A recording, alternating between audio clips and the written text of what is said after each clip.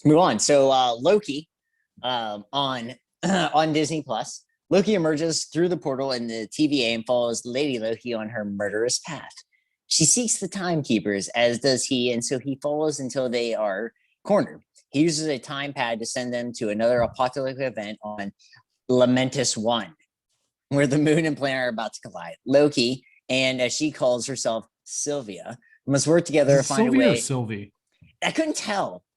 That was one of those things where it might be Sylvie. It was one of those weird, but it's something must work together to find a way safely off the planet before disaster strikes.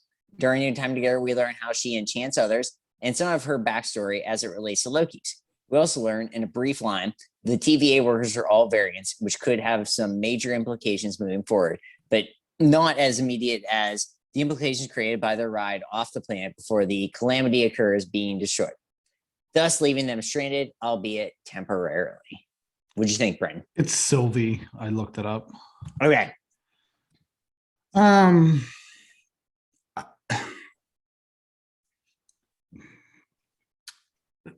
I think that, this episode gave us some exposition on that character, obviously, to kind of see what her backstory and motivations are. But I feel like it is kind of straying into the area of familiar trappings of the Marvel Cinematic Universe, in that the antagonist is just a evil version of, in this case, it's very literal that it's just an evil, or in this case, I guess, eviler version of the protagonist. I just can't shake that feeling that is what is going on here, because and it's kind of, to be honest with you, becoming stale at this point. Even WandaVision, for as different as it was, at the end of the day, was just two witches. You know what I mean? So I think that that's something that now 23, 24, 25 movies in, that they really need to find a solution for that. With that being said, some of the things I did like about the show, the episode, were Tom Hiddleston's great. He's great. He's so good. It's one of those things where we have a lot of really good actors. He's the best actor in these things. You can tell that he is theater trained, I guess is what I should say, not just someone that, is because he does so much stuff in this episode. But yeah, go on with that, what you were saying. So he's great. I think that this episode suffered from not having Owen Wilson in it at all.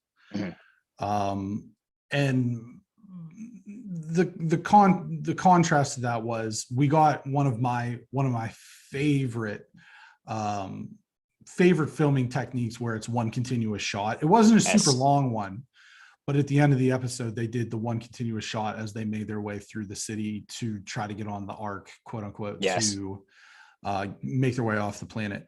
I think the other thing too is that knowing exactly how many episodes this is going to be takes away a little bit of the suspense, because they're trapped on this planet. We know that it's going to blow up or whatever. The moon's going to collide with the planet and everybody's going to die. But guess what? It's 6 episodes long. So we know that there's not really any danger. And what likely will occur is that, I'm just guessing, that the TVA will show up and they will grab these two before any bad things can befall them. And that's how it ends. Well, it's not how it ends, but that's how they're going to get out of this situation. The thing for me that was the most interesting about this episode, and it was almost a throwaway line, all the TVA workers are variants. Yeah, well, I don't think that was, I think that was intentional. I think that was intentional. Yeah.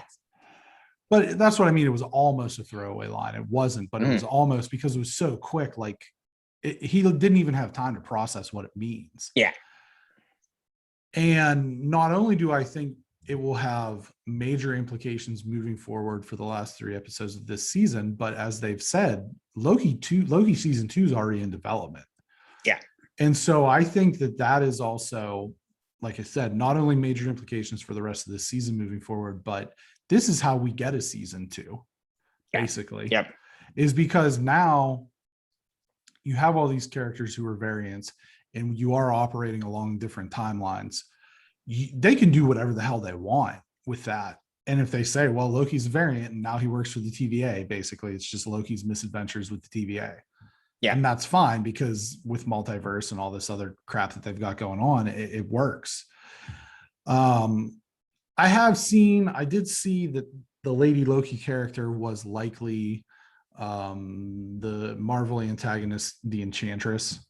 I would say that giving her the name Sylvie, which is the name of that character, kind of confirms that at least that is, it's more than just an Easter egg at this point. You know what I mean? So that's kind of my take on it, you know, the good, the bad, and the ugly of it. But what did you think of this episode? So the way this fits in is phase 2, right? And so of the Marvel universe, it's right after the Avengers. And I felt it was a phase 2 movie.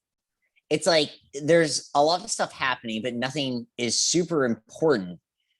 I still liked it fine. Like the way I'm watching these phase 2 movies, like they're okay. There's nothing exceptional about it, but I still like it fine. You know, what you said was just like Tom Hiddleston thing. Like I loved it. This episode, of all the episodes so far, the 3, really made me appreciate him, because he's doing the whole thing. He does the whole little Irish jig in the bar where he's drunk, he doesn't care, because like, well, the world's ending. What do we care about that? And I thought that was very funny without being like, it was very funny without being like stupid funny. It's just like, he doesn't care that the world's ending. Let's just do this, and whatever happens, happens.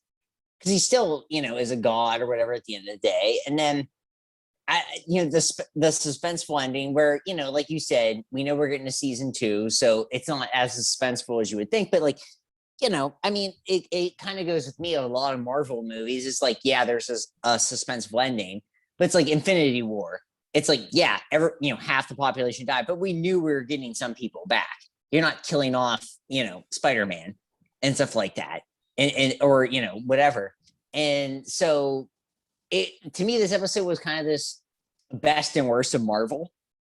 That's really the way I look at it. Is like, okay, you're dealing with the thing where Marvel is funny and actually knows how to be funny, and you can be suspenseful, but like nothing is actually life or death at the moment. You're not going to kill off a really favorite character this early on, especially halfway through a season where there's going to be a season 2. But the thing that I was most intrigued about, and I said it midway through this episode, is like, I'm still like wondering how this fits into the universe, because this is phase 2. Right. Like, I'm so intrigued about where the next 3 episodes are going. Of like, I want to know what this, like, that's my biggest thing. Is like, as much as I like the show and as much as I like Loki, and you know, I like her as a character. I thought like she's a good like counter to him. Is a much eviler like she's much more evil than he is. Like he is more about like just his own good. She's more about destruction. And like I am excited to see like where they want to go with this, and they fit it in a way that makes sense. And so I think this was an episode where it's like, how do they turn this around to make this make sense in the rest of the universe? I think going back to the first episode, and this is another one of those things that at the time maybe just seemed like a throwaway thing. And if you really break it down and look at it, it seems much more important. The Infinity Stones being used as paperweights in the TVA. Yes. Yeah. I think that that's important because that shows we're beyond this now. Right. Yep. And so, you know, asking that question of how does this fit into the rest of the universe, I think that maybe by the end of the show, and I know we only have 3 more episodes, but by the end of the show, we're asking how the rest of the universe fits into this. Like, I think this is the universe now, because we're dealing with time, we're dealing with multiple timelines, we're dealing with, you know, variants in multiple dimensions and things like that. And I think that's going to be less of a question of how does Loki fit in with everything else, and more so how does everything else fit into whatever happens at the end of this show. Yeah. And like I still really like the show, and I think it had like insanely good ratings. Too. Yeah. So it's one of those things where I think Loki's a very cool character. And if you read the comic books, and I suggest go back and read Loki comic books, they're actually a lot of fun. I have read them, and it's a whole different thing because he's a god, but he's like a lesser god. And this is kind of one of those things where you do see he's a lesser god because he's literally just doing hand-to-hand combat with people. And he does the magic trick where he's trying to show his tickets, but he does the fireworks instead. Yeah. So I do, I still really like this show. I don't want to compare it to the other two shows until we're done. Right. Because we still have 3 episodes and wise. I think a lot can happen. And I think this show has the most that can happen at the halfway point beyond the other episodes or the other shows. I'm sorry. Yeah. I think that, and they've said this show will have greater ramifications for everything else than that doesn't shock me. The first 2. Yeah. Yeah. But, like you said, I didn't dislike it. You know what I mean? Like, I didn't dislike it. I just think that it's our kind of not job, but part of the reason we do this is to be objective. And it would be easy to really just like everything that we watch, just like geek out over it and be like, oh man, Loki's into dudes, Loki's into chicks, Loki's into dudes. I don't actually hate all that. Like, that's the thing that we shouldn't. My thing is, I don't hate it in the sense of like, it's just, we should be beyond that. Well, yeah, it's like shoehorn, right. Shoehorned in or whatever. But they did do it very passively. Yeah. Which I like that. I like the way they did it. I just didn't like the articles that followed this. It. Yeah. The way they did it, they handled it perfectly, or it's just like, a little bit this is what it is. Yeah. This is what it's always been. Which is actually how it is in the comic books. Yeah. Yeah. In the 70s. Right. So, but yeah, which that's a whole nother thing entirely. And we can get into that on another topic, but yeah, I think it's very easy to get caught up in the hype of these shows, whether it be the Marvel shows or the Star Wars shows or any of the other shows that we talk about or movies we talk about. I think it's easy to get caught up in the hype. Yeah. It's harder to say, well, maybe this thing didn't work for me this time, right? But I think it's important that we're able to do that. With that being said, we move on. Oh, you got more? No, I was just saying, I 100% agree. Like, this episode was fine. Wasn't my favorite thing ever, but it was fine. We'll move on.